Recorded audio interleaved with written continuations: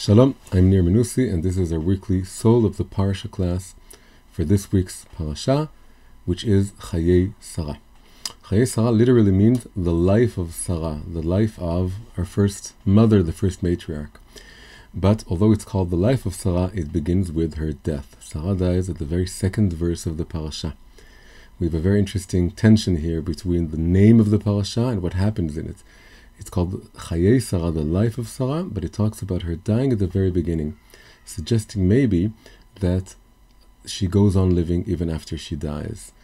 Her spirit, so to speak, hovers over the entire parasha, and so we have this idea that the death is not really the end. The death of someone is just the death of the body, but the soul maybe goes on living.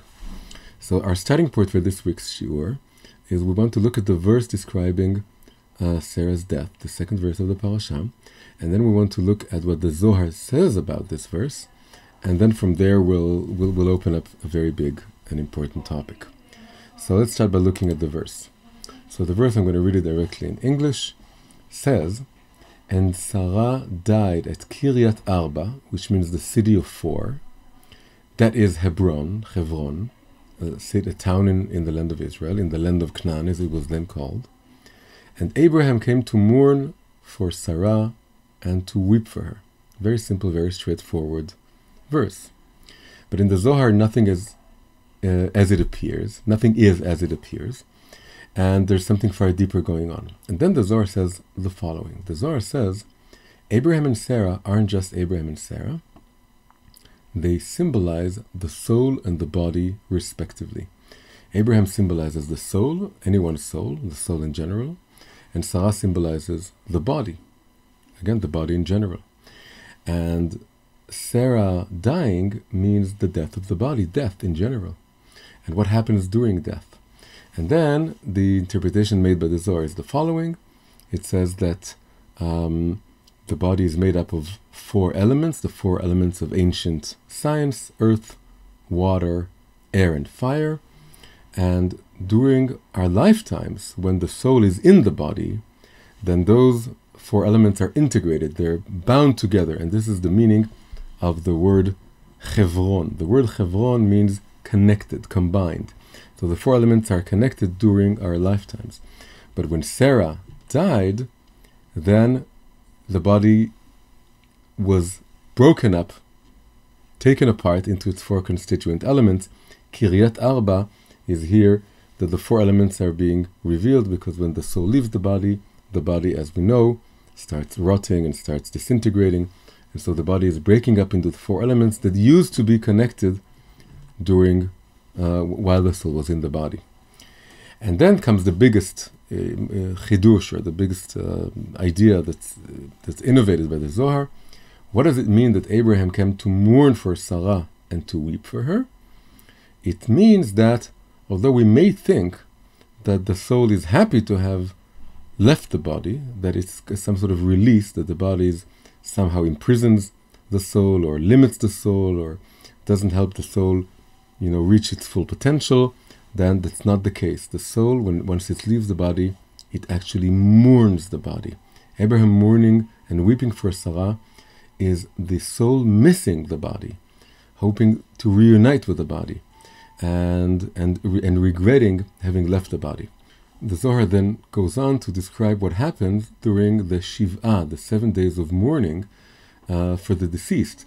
So once someone dies, they're buried, and then for 7 days we sit down and we talk, and people come to console the mourner. And the Zohar describes that during that time, the soul of the deceased does not yet ascend to heaven, but it stays in the body, in the grave, and every day it goes to the place of the Shiv'ah and mourns alongside the other mourners over the death of the body, and then goes back to the body during those 7 days, and only after those 7 days does it start its ascent to heaven. So all this just goes to describe to us the idea that the soul misses the body and weeps over the body and wants to reunite with the body. Now we're going to come back to this idea in the end, but what we want to do today is we want to use this interpretation by the Zohar, which is a very basic, very fundamental interpretation. It's often quoted, And we want to use this as a sort of platform or excuse, as opportunity to discuss something actually bigger and more fundamental. What we just said, the idea that the Zohar corresponds Abraham, the man, with the soul, and Sarah, the woman, with the body, is something which used to be very easy to say, and people would have would very intuitively understand what this means, but that is no longer the case.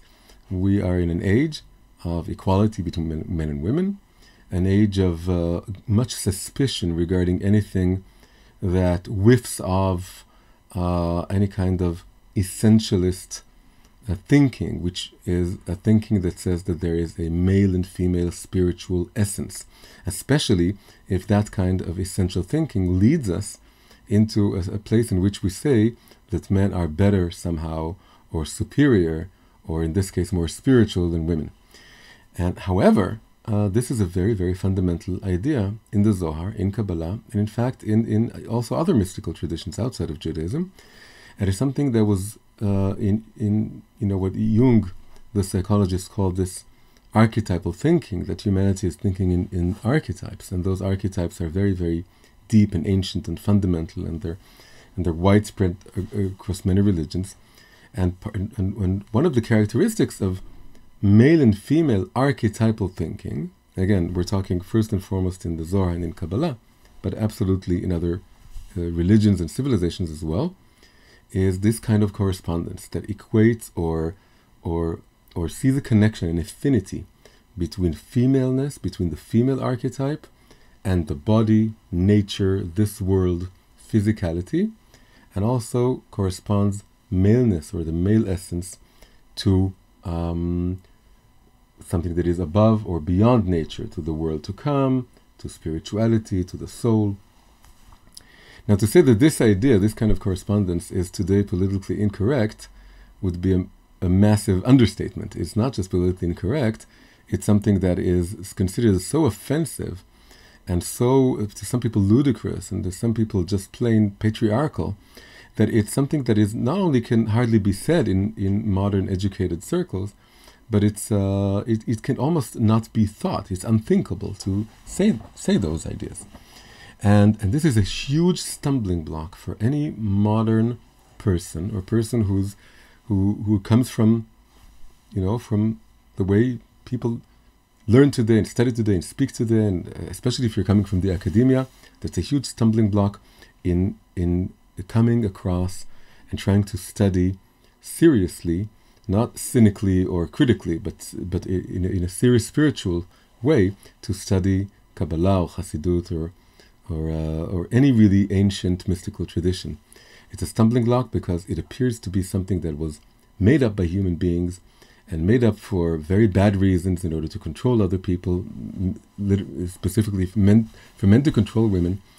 And then what happens for many people is that they open up those books and they see ideas like the one we just said in our parasha, and then they say, well, I can't go on reading this because this has been disproven, we've evolved beyond this, and it's irrelevant for today.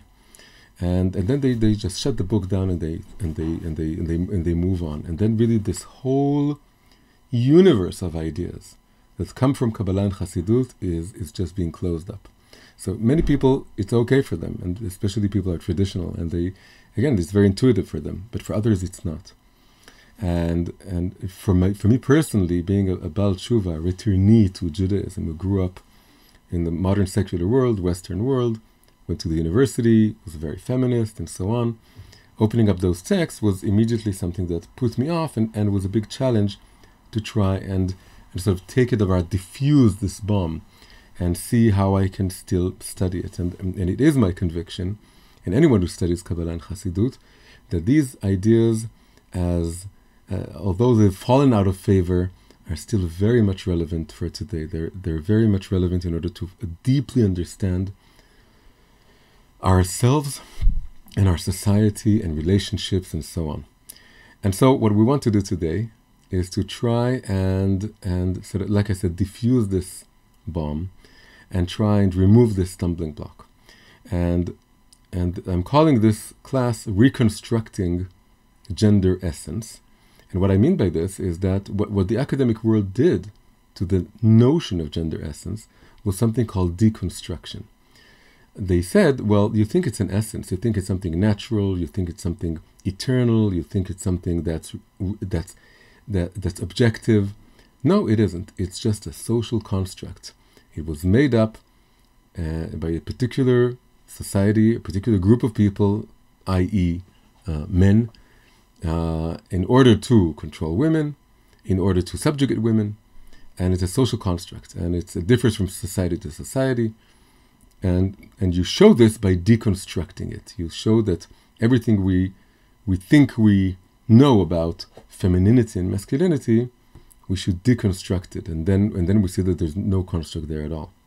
So if something was deconstructed, and we feel that it may still have some truth to it, that what we want to do now is to reconstruct it.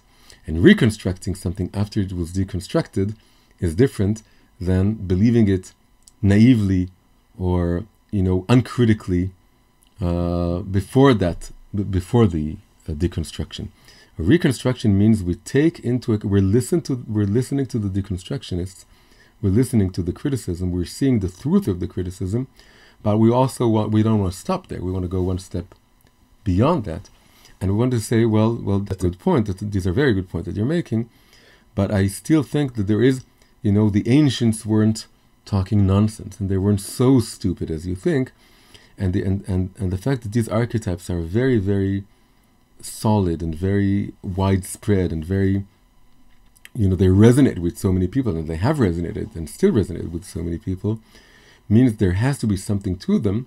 We just have to work carefully to reconstruct or look again at those ideas, but this time also taking into account the new criticism. Okay, so that's what we want to do today, and then in the end we'll go back to the idea from the Zohar and hopefully understand it in a deeper way. So how do we go about this kind of reconstruction? So the first step we have to do really is to try and give a fair case to the critics. We want to present their case as fairly as possible, and I'm going to try and break it up into four major arguments, four major claims being made that try to disprove or disrepute the idea of essentialism, and specifically gender essentialism.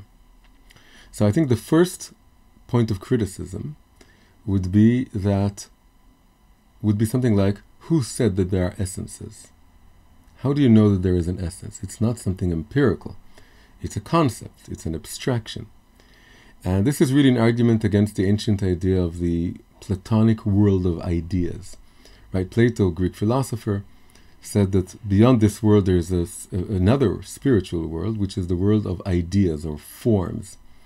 And this is where concepts live. Concepts aren't just a human abstraction. When we see that there are animals, but the animals belong to a species, and that general species, although we can't put our finger on it because it's made up of different particular organisms, that species, that concept, the fact that we can give it a word, the fact that we can think about it, that's a Platonic idea.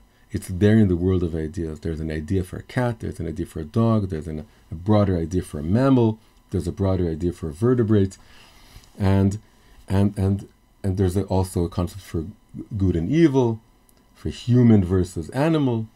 All these concepts are distinct and discrete, and they exist in the world of ideas. But then modern science is very critical of this, and it's looking at the world not through this conceptual lens, but empirically. And empirically, you only see, particular beings and entities, and then there is a kind of suspicion regarding any kind of spiritual, metaphysical claim to be made. So the first critique of the deconstructionists, of the anti-essentialists, is that I don't see any essence. I see men and women, and they're very different from one another. Well, I can see some things they have in common. All men have in common, all women, but that's really insignificant. And ultimately, you have particular people, and any kind of talk of essence is something that I find highly suspicious, and it's something hard to prove. You can't point to it, you can't see it, and so on. First point. Second point is the notions of femininity and masculinity differ from culture to culture and from period of time to period of time. There's variance. And it was once considered an essential truth regarding the feminine essence that women cannot be court judges, or cannot be doctors, or cannot be teachers even. And today this is evidently not true. And women are judges and Supreme Court judges, and women are doctors and very successful doctors and surgeons, and women are obviously teachers and all this. So there goes your essence, say those critics, because the status of women has progressed, and women we are now are just as capable and intelligent as men, and so on. So any kind of characterization you made before is now irrelevant. Also, you have some cultures in which you see the gender roles are slightly and sometimes radically different than the society we're used to seeing. So this is the second argument. If you have variance over time and over cultural space, that disproves the idea of a consistent, constant male-female essence. Third claim is that there is almost always, when talking about gender essentialism, a kind of hierarchy. And the case that we just showed from the Zohar appears to absolutely go along with this. If we're saying that maleness or masculinity somehow is more connected to spirit or to soul, spirituality, and femininity is more connected to nature, the body, physicality, then you can't get more hierarchical than this, because the body is transient and just physical and material, and the soul is eternal and internal, and it's everlasting and it's deeper, and all our consciousness and all who we are is the soul and not the body. And there's such a hierarchy there. The soul is obviously superior to the body. So this kind of hierarchy, A, we don't agree with it, and B, we reject it. We don't want it. We think it ends up subjugating women and devaluing women, and we want nothing of those hierarchies. Now we want equality. So that's the third claim or argument made, that this kind of hierarchy is unacceptable, basically. All very good claims, very good arguments.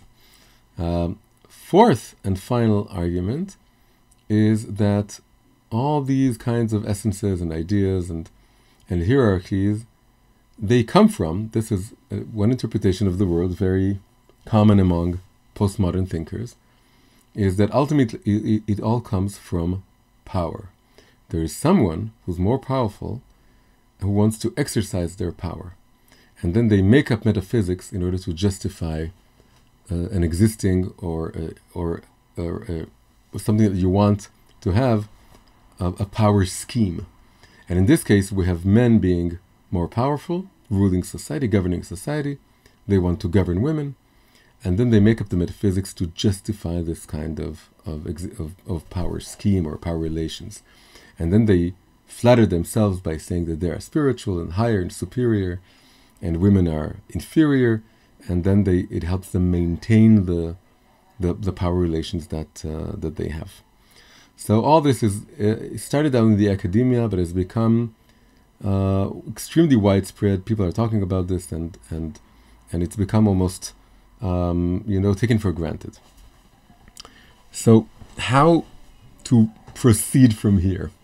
How do we take all this, listen to all this, and try and like I said, say, okay, there's some truth to this, but we want to try and reconstruct or reclaim the idea of gender essence. So we'll basically go one by one of these arguments and try and see if we can look at it from another perspective.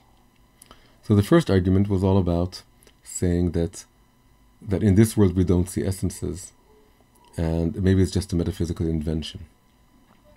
Well, that, beyond any philosophical argument, it has to do with whether you're really open to this kind of metaphysical discourse. Hearing the truth in metaphysical essentialist language, it's not just something, intellectual. You need to not to be cynical of it, and you need to develop a kind of sense for this kind of language. Obviously, essences, concepts, general concepts are not something you can see with your eyes, because it's not something physical. That is already something spiritual. you need to sort of squint your eyes a little bit, not see the details of this reality, in order to get a feel and also marvel, not just get a feel, but marvel at the incredible fact that human beings, we're talking now about gender essentialism, are divided into male and female sexes, and not just human species, almost all of biological species, and that this is an incredible fact of nature. It's not just, a biological solution for having a greater genetic diversity or a recombination of genes or whatever. That's also true, but there's something more marvelous or wondrous that's going on here. The fact that we are all divided, the male-female sort of schism or separation divides all of humanity, of rich people and poor people, and clever people and not so clever people, and you have people of different cultures and you have different ages, but there's one sort of line that crosses all these different lines, and you can put all humanity on either side of it, except for very, very rare genetic cases, and that would be the male-female distinction.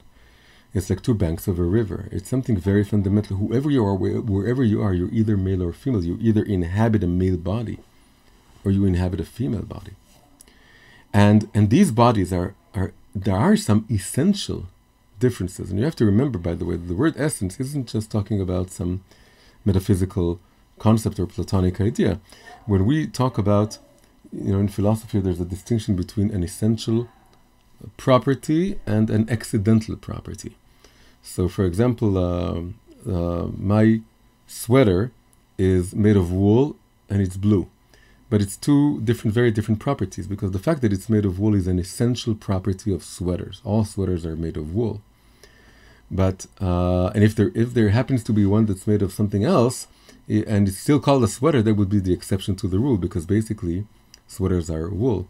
On the other hand, the fact that it's blue, that's an accidental property of the sweater, because sweaters come in all colors. And a chair having 3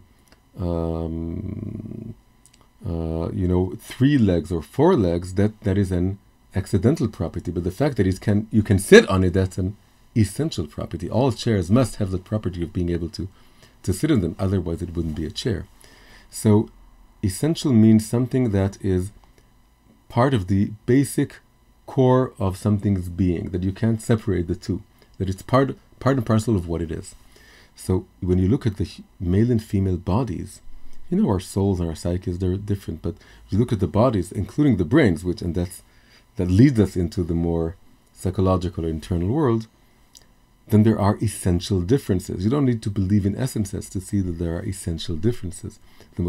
So we have the XY versus XX chromosomes, but there are all the things coming out of this. And the most major anatomical difference would be that there are different genitalia, and women have wombs, and women carry the fetus inside their wombs, and they carry the load of the pregnancy. They have the monthly period that goes along with this, that enables this.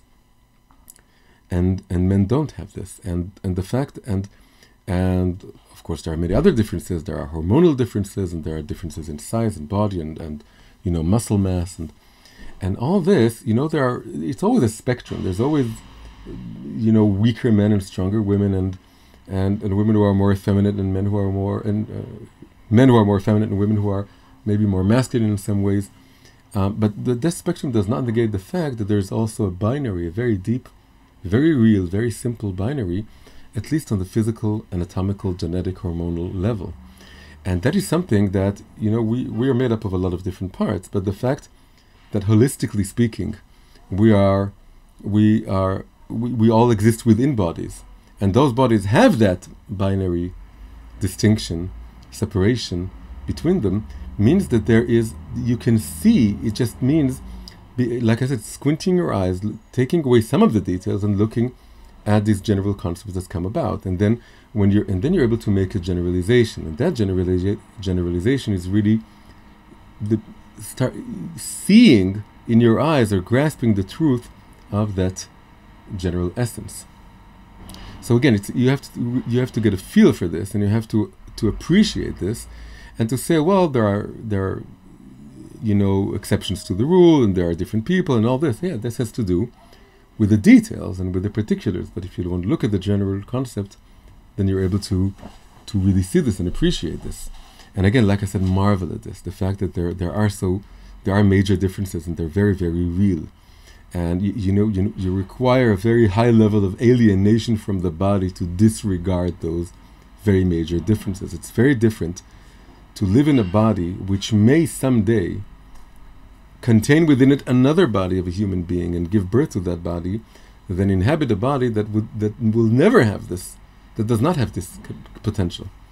It's very different existential modes of existence.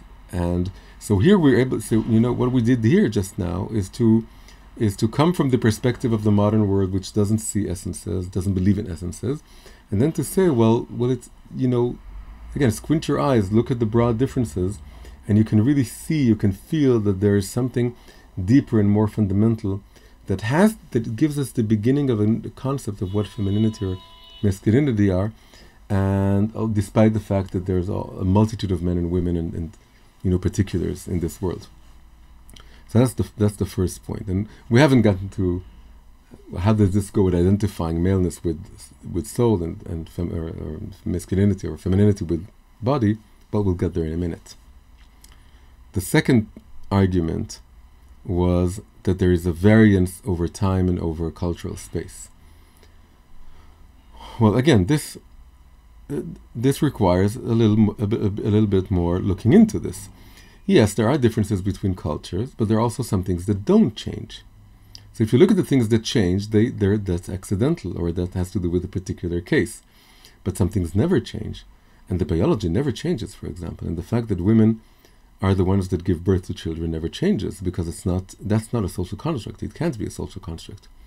And also there are many things that come out of this. For example, that women are more involved in childcare and in child rearing. And this is, again, universal, or at least as universal as you can get, because there would always be some tribe somewhere that may fundamentally try and change things. But generally speaking, and again, we're talking about generalizations, and a generalization doesn't mean that each and every case follows every particular of the general rule. It just means that it's generally true. There may be some cases in which some things of it may not be true, but it doesn't mean that generalization falls. It just means that there's a gap between the generalization and particular cases. So, yes, some things change over cultural space, but some things don't. And that's the key to finding the essence. And another thing is that when you see the evolution over time, the progression in the status of women, women's liberation movement, women are now being able to vote and learn and work in anything they wish, and we can definitely see a major change here. It also doesn't necessarily take away the idea that there is a gender essence.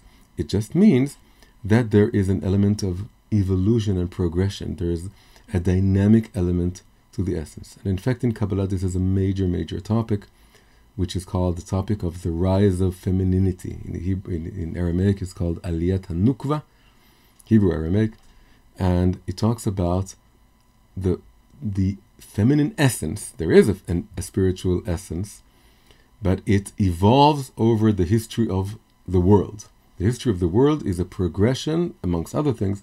It's a progression and evolution, and a rise in the revelation of the essence of femininity. It's still different from the essence of masculinity. It's a different mode of being. It's a different energy. It's a different light, but it changes over time. And the more history progresses, the more equal they become. This was said in Kabbalah in the 16th century. It's not an apologetic answer to feminism. It's something that came before, and that talks about the rise of the feminine essence, reaching a state of equality with the male essence, but still being very, very different, and also different by virtue of the fact that it's much more dynamic in nature. So again, this doesn't take apart necessarily the idea of there being a male and female essence. Now we're getting to the third point, and that's really going to be the major point we want to talk about. The fourth one, I'm going to say from now that it's so cynical. There's something so cynical about the fourth argument. The fourth argument was that it's all just one big power play, and all the essences and all the concepts, it was just, one group trying to control another group, and all metaphysics are an invention of this. This is so cynical and radical in the sense that it takes so lightly philosophical ideas and concepts, and it portrays such a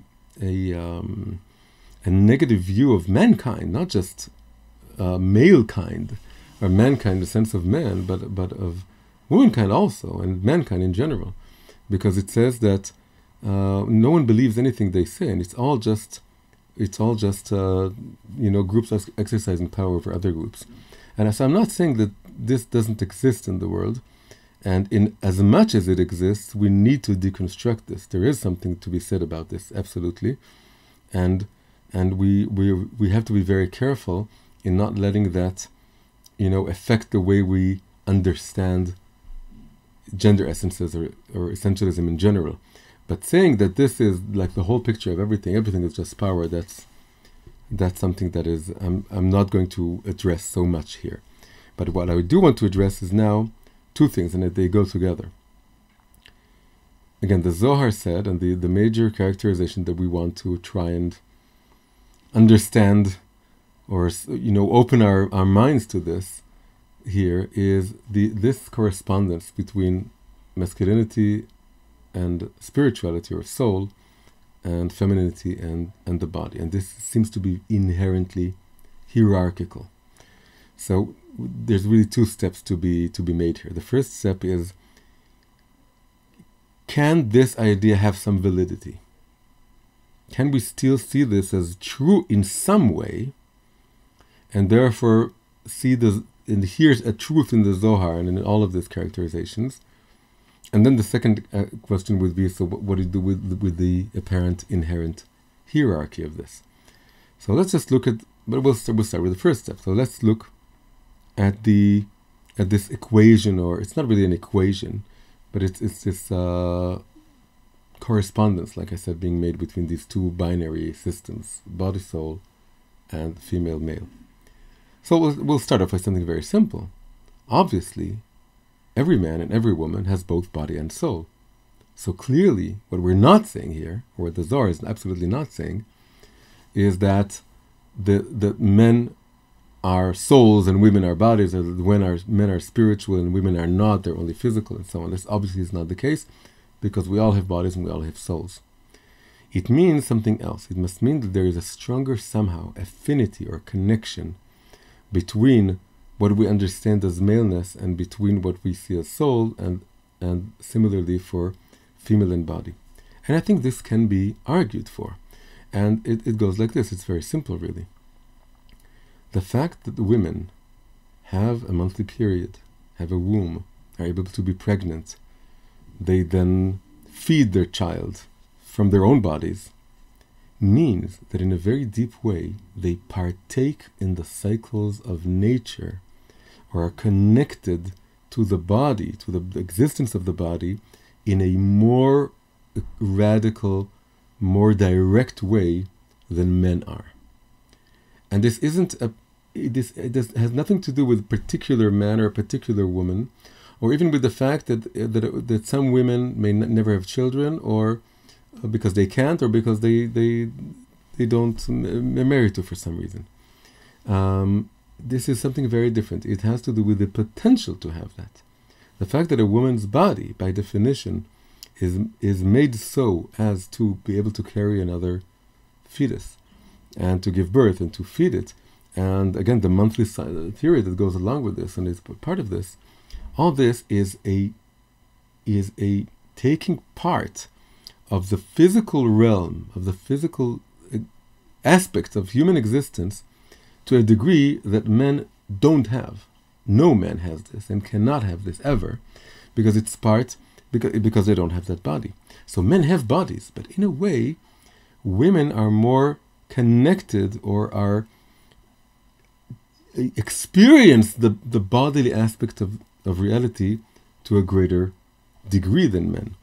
And the fact that men don't have periods and don't have a womb, again, they're also physical, but there's something about this disconnection or disassociation with nature which creates a view that is a little bit different. It comes more from, so to speak, above nature. It doesn't see nature as, men don't experience themselves so much as being part of nature, but as sort of looking at it from above or exploring this and seeing this. They look at, the contribution of the man to the procreation is he gives the seed one moment, and then 9 months later he gets a child and he's told this is your child. And there's a big distance, there's a big gap. There's no continuous experience between these two things. It's like he did one thing and then there's a child born. But throughout those 9 months, the fetus was inside the woman's body. There is a continuous experience of life emerging out of the body. This is something that, in this case, we can begin to understand, begin to hear the connection of why femininity or femaleness corresponds somehow to the realm of the body more than maleness corresponds to the realm of more than the male corresponds to the realm of the body, or why the male corresponds to the level of soul here being consciousness versus body, looking at the world not through much through the body, but through the eyes of our intellect, our mind, being more alienated from the world of nature, from the cycles of nature, and so on. Another thing is, it was thought for a long time that the fact that girls are given dolls and boys are given trucks or whatever, that's a cultural construct. That's something that we use in order to try and make girls more maternal and more caring, and on the other hand, make males more look at the world as a bunch of objects and building them. But it's really, we should give both of them everything.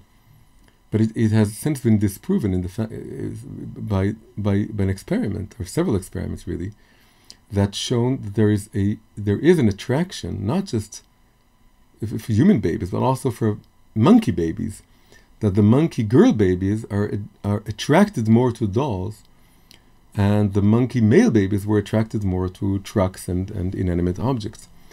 And the reason is, and there are evolutionary explanations for this and biological explanations, is that the fact that women, it has to do with what we said before, the fact that women give birth to children, then take care of children, goes along with having a greater affinity to another face. The doll is really just another face. And that's what attracts the girl. And it's something very innate because women have to take care of the infants, the children. Whereas men who need to hunt and need to protect, they're more attracted to seeing the world as an object and as something to be manipulated. And again, this is very much connected with this correspondence between female body or nature and male and something that's above nature. The fact that boys or males see the world more as an object to be manipulated is again is a more alienated perspective from nature. You don't see you don't see yourself as part of nature. You don't see yourself reflected in nature. You don't see so much the nature or the other as another person. You see them as a potential enemy. You see reality as something to be changed and manipulated in order to build houses and roads. And whereas the female perspective sees itself as part of nature, and then looks more for cooperation, and looks more for being together as a community, and also being together with nature, with everything.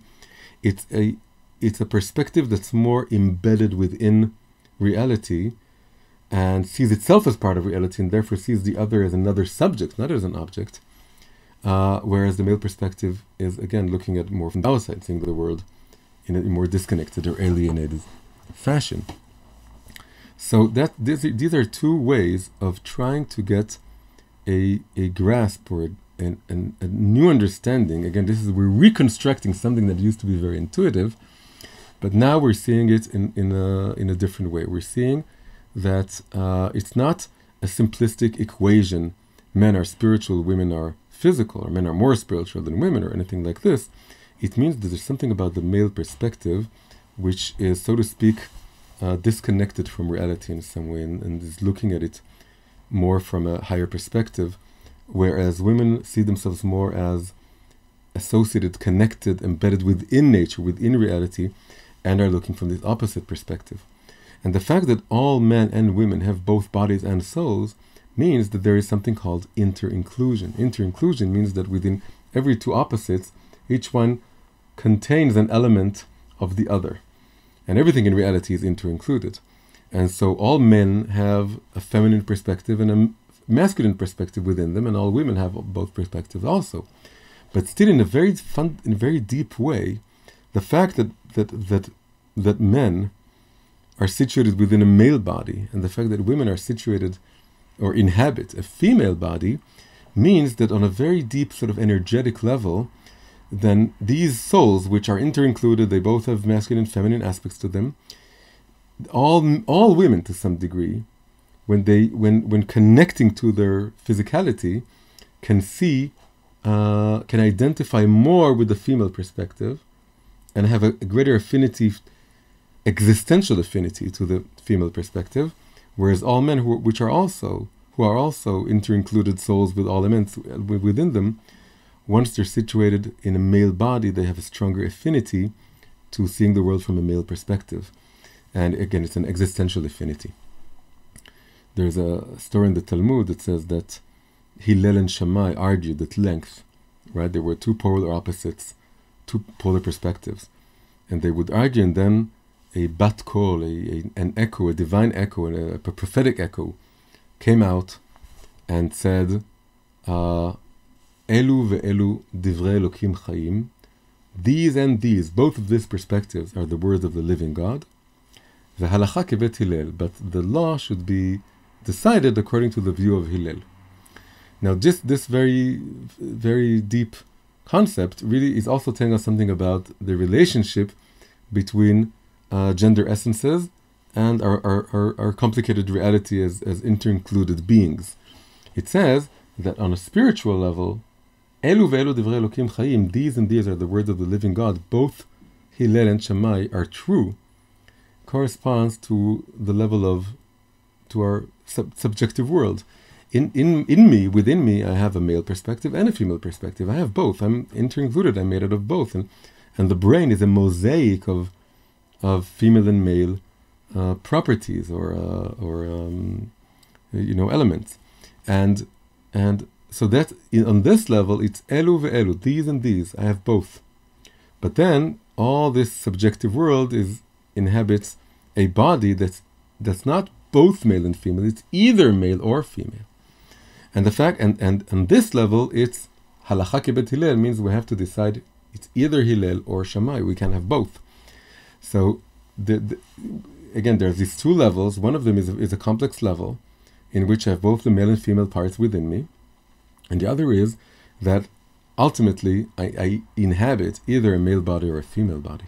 And in this level, this is where the essentialism becomes important, because it means that I have a stronger affinity to one part of me rather than to the other part of me. Maybe in my next life or in the previous life, I will inhabit a female body, but not right now. That's not the case. And okay, so what we're saying here is that we tried in several ways to look again, or look in a new light, in a new way, and try and make it, understandable or somehow graspable, this ancient concept from the Zohar and from mysticism, that maleness has to do with spirituality or with the soul, whereas femaleness or femininity has to do with physicality and the body.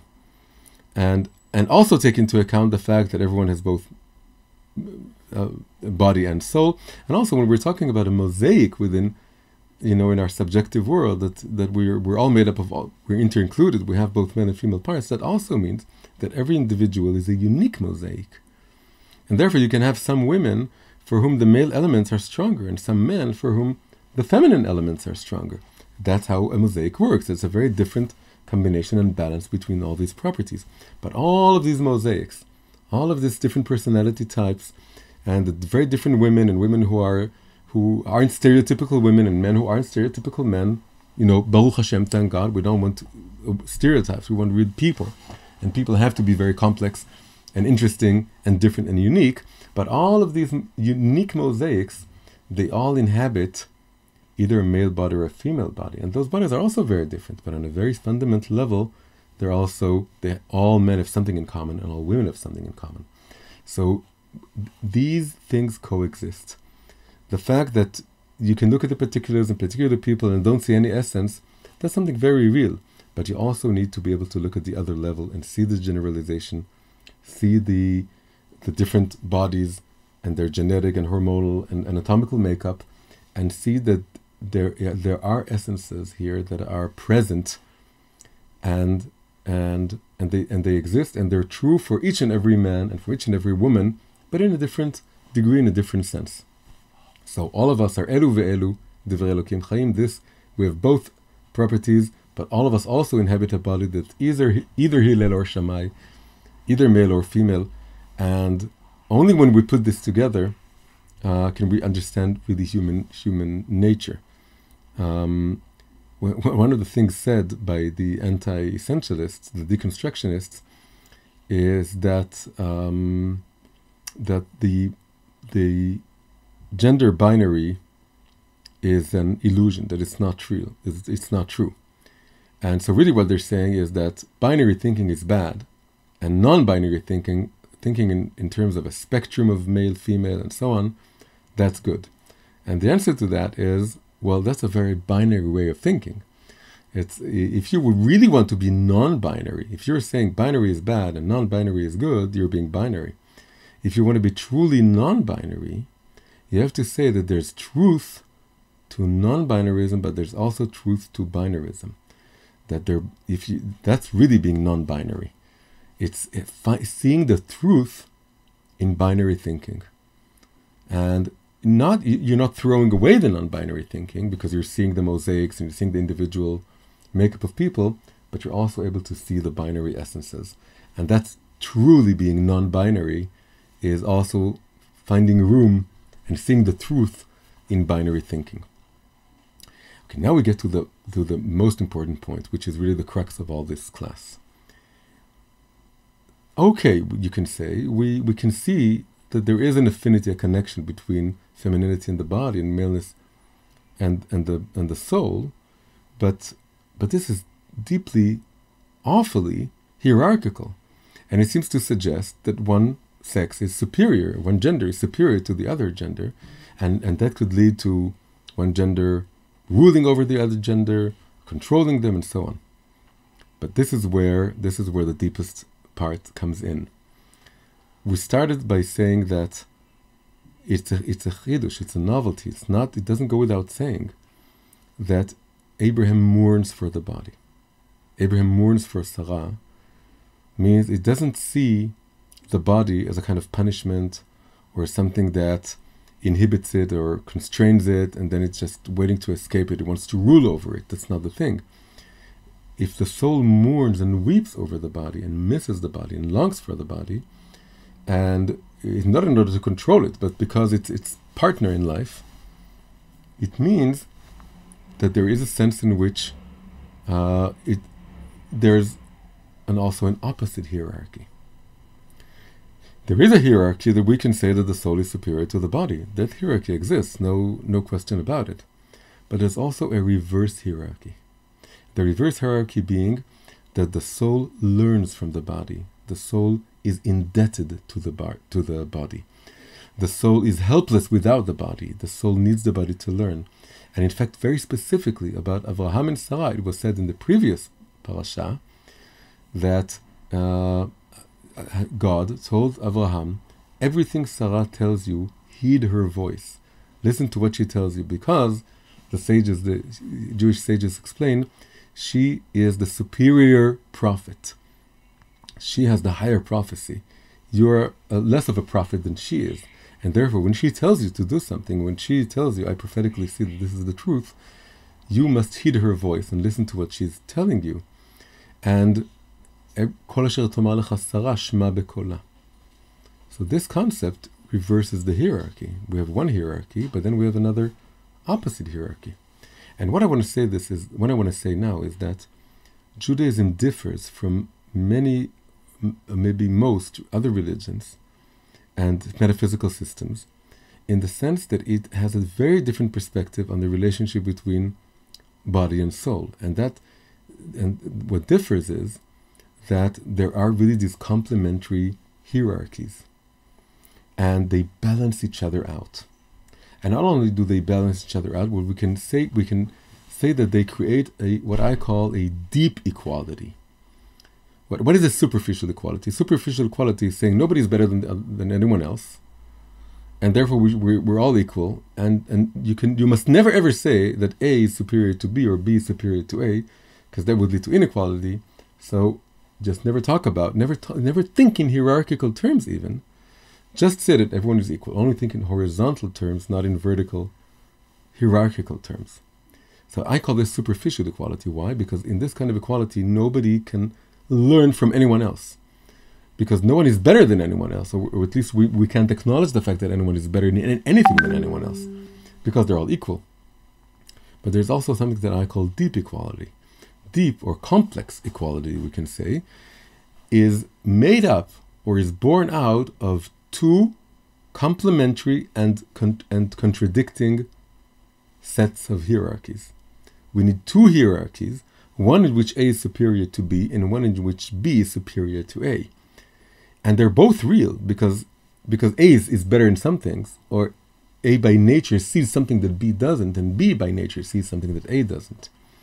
And then we have two opposite hierarchies, one in which A is above B and one in which B is above A. And so that's very hierarchical. Now we have two hierarchies, not just one. But when we put them together, we come up with a deep, complex equality. But this is a far better equality than the first equality, because in this equality, everyone learns from everyone. B listens to A to learn about A-ness. And A listens to B to learn about B-ness. And A doesn't know B-ness as well as B, and B doesn't know A-ness as well as A.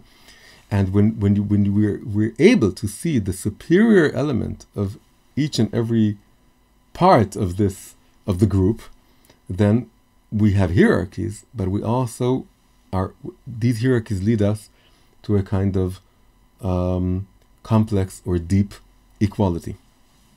So the fact that Abraham is the soul, the man is the soul, and the woman is the body, the reason we hear a very negative kind of hierarchy, and we say, I want nothing to do with this, that's because we're accustomed to thinking, and this comes from Christianity, it exists in Oriental religions, that because the body is transient, because the body has to do with this world, and spirituality, holiness, that has to do with being in the other world, we want to be disembodied souls. Basically, if you think about the monastic, ascetic ideals of most religions, that if you really want to be holy, you don't get married, and you don't have, property, and you just want that, and we want to sit in some monastery somewhere or a nunnery, and just be spiritual. That's an ideal that is otherworldly. It doesn't appreciate this world. But Judaism is very, very different from this. And in Judaism, you have to get married, and you need to have children, and you need to have property.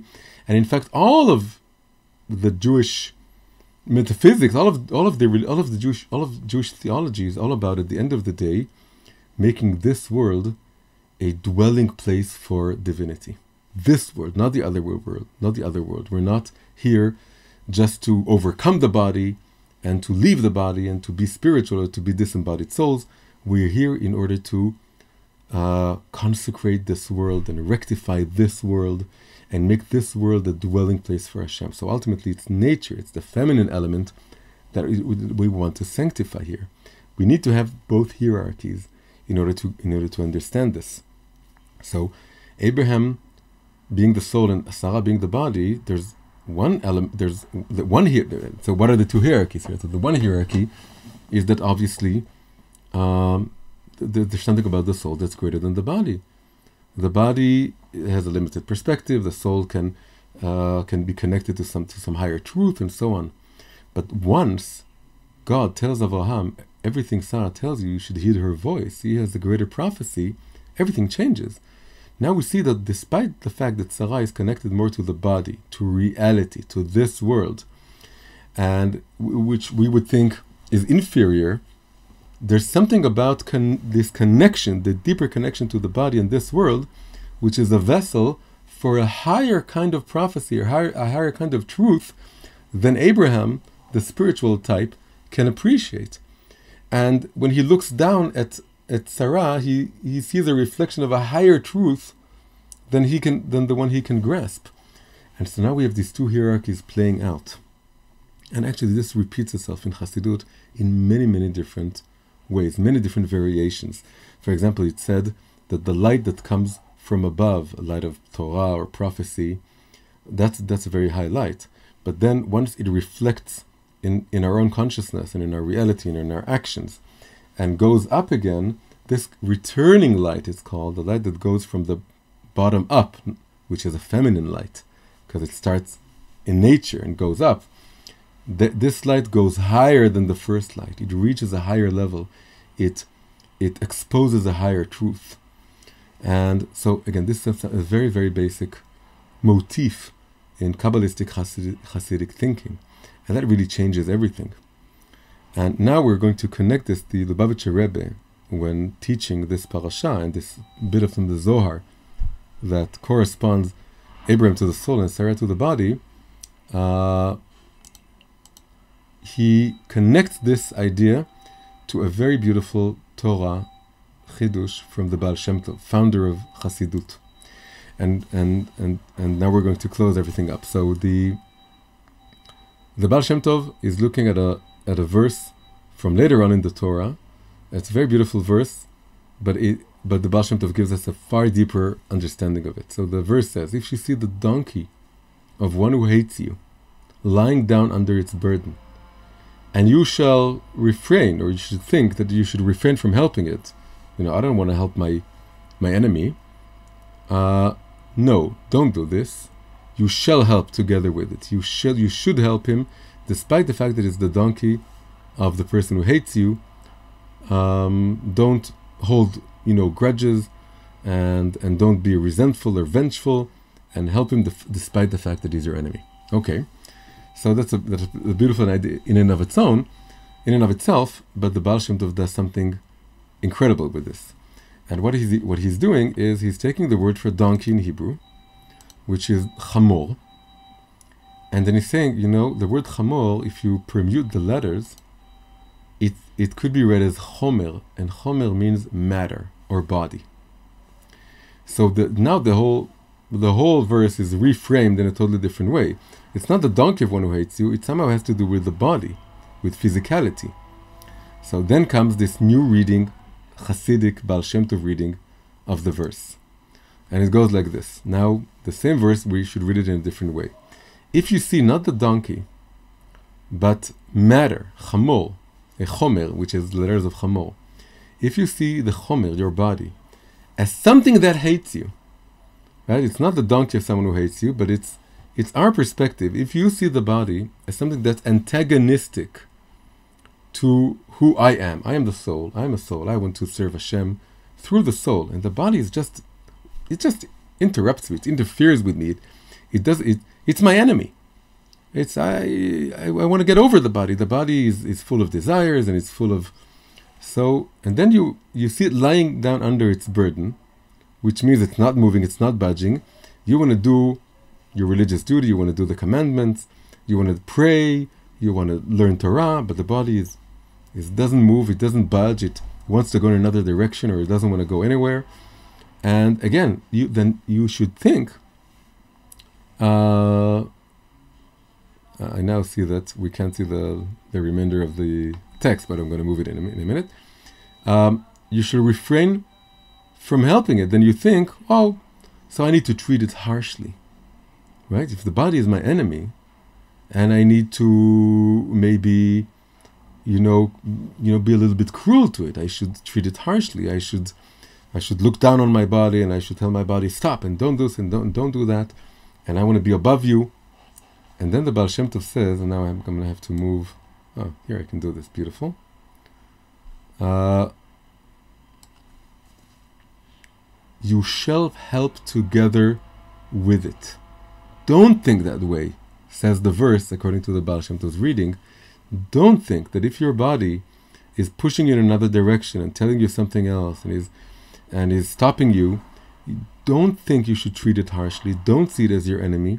You shall help together with it. You should be connecting to your body, listening to your body, and then raising it upwards. Because the body holds some truths to it, some very deep spiritual truths to it, that you, as a disembodied soul, you cannot grasp on your own. And it's the fact that we were put souls in bodies wasn't just to test us or for us to control our bodies. That's only having one hierarchy. If you just have the one hierarchy, that the soul is superior to the body, then you could reach a conclusion that the soul has to control the body, subjugate the body is inferior, and then you would also think the same way about men and women. And you would think that the men have to rule over women. But the Baal Shem Tov is creating this revolution here, and he's saying, no, you don't see the opposite hierarchy. You haven't paid attention to the fact that God told Abraham to listen to his wife because his wife has a greater prophetic vision than he can have by virtue of her being more connected to the body, nature, fertility, birth, and so on.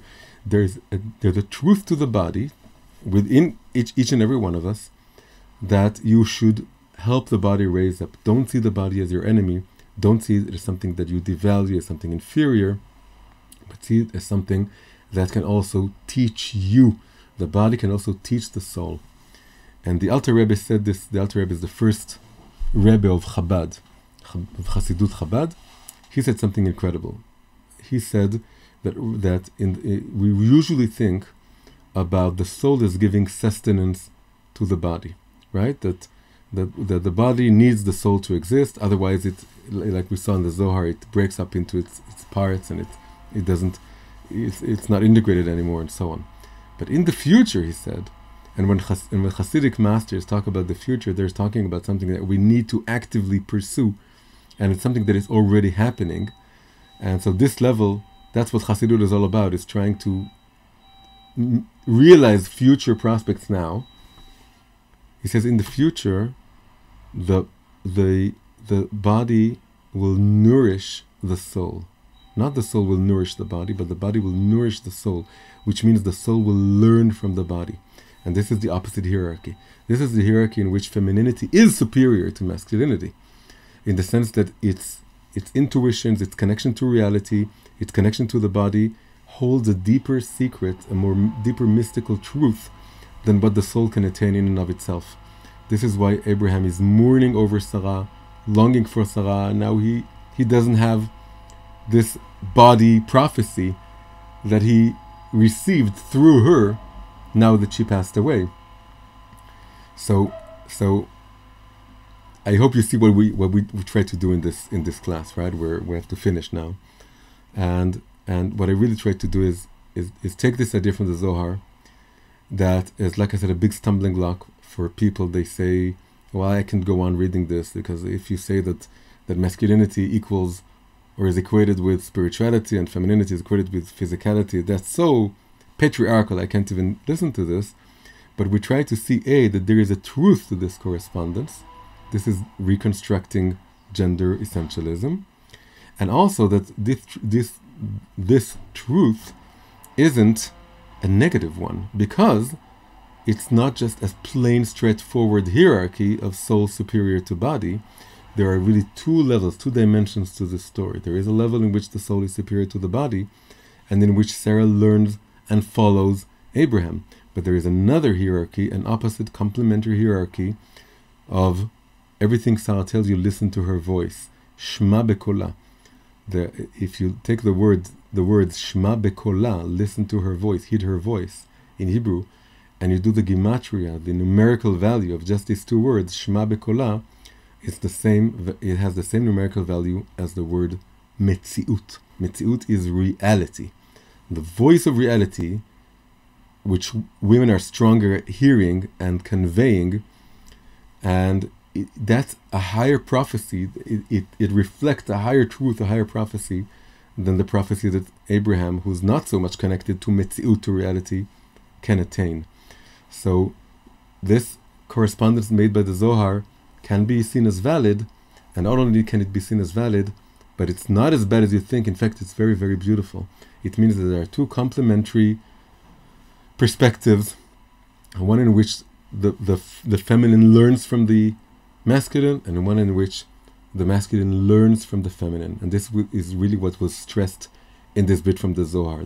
The soul mourns the body because it got everything it has from the body, or it was able to evolve and to advance and to grow by virtue of being within a body. And really, we need both. We need men and women, and they are absolutely equal, but it's a deep equality, a complex equality, which is made up by these two contradictory and complementary truths: the truth of male superiority and the truth of female superiority.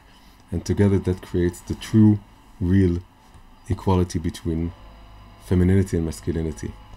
So this was our class for this week, and I wish you all Shabbat Shalom, and I'll see you next week.